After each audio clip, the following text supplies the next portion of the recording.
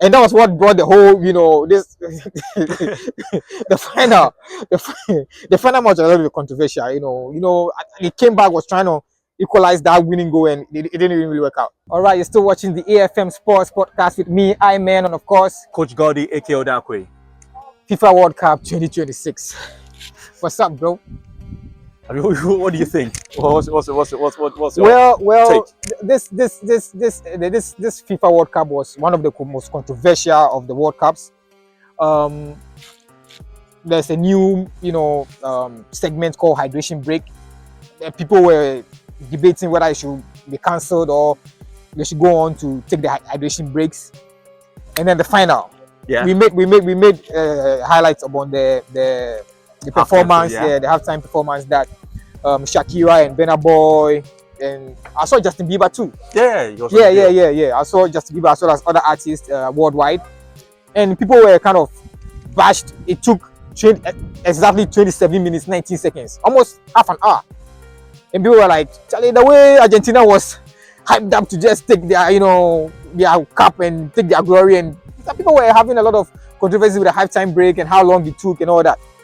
No, there was a lot of controversies with the African teams and the VAR. The VAR was supposed to be, our lawyer, our judge, our witness, to make certain errors visible. But this time around, the VAR didn't do the work the VAR was supposed to do. There were a lot of controversies. There were physical handballs, physical fouls, but the VAR wasn't able to, prove. And people were saying the chip or whatever that, sophisticated chip that they put in the World Cup were a lot of controversies in this World Cup. What about the African teams? So for the African teams, one of the things that came up was, why were we losing in the 80th minute or 70th minute towards the end of each match? In Africa, most people think matches are sold. You can play, and then you can just relax, and then, a lot of controversies been going on with this whole losing. Look at last minute, and then you just winning, just the break of last minute, they equalize, and then you just. And it was just crazy. Especially with Argentina, it's like they always win last minute. And that was what brought the whole, the final match was a little bit controversial. He came back, was trying to equalize that winning goal, and it didn't even really work out. But in all, it was fun. I mean, North America edition, Mexico, Canada, and United States hosting it. They didn't build any new stadiums for the Americans because it's a sporting nation already. Of course, very big sporting nation, and so for me, my take from the whole World Cup, I had fun. I watched most of the matches. So if you check our channel, I have to report on them, all the scores. But in all, technology-wise, the chip and everything with the ball. There were people were paying attention, especially with the ball. They said sometimes the balls were moving in strange, weird ways, and the VAR.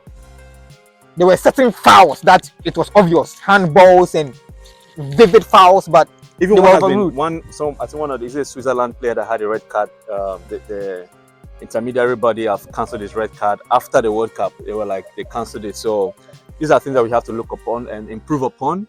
The Women's World Cup is going on right now. Exactly. No, not World Cup. African. Yeah. We hope those are corrected in this edition. So, do you think the VAR is supposed to be there? And because people are thinking that the VAR is being still manipulated.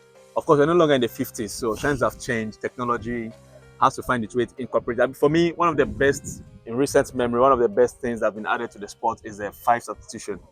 Or is it 5 or 6? Oh yeah. 5 substitutions from 3. Usually it was 3. Yeah.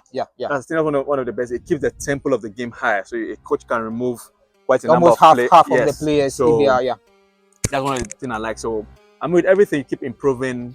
I mean, we are improving, but it's still people are still debating whether it's working. We are improving. Should it help?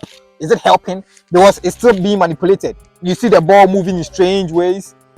So that's a sports science. People are paying attention actually. Yeah, people are really paying attention. We should especially with the VAR and the way the chip that is supposed to. Sometimes the ball crosses the line and still. It is what it is. So we'll keep paying attention, and we have more to say about FIFA, so stay tuned. So this is the AFM Sports Podcast, and this edition is brought to you by eFix iLab. Stay tuned.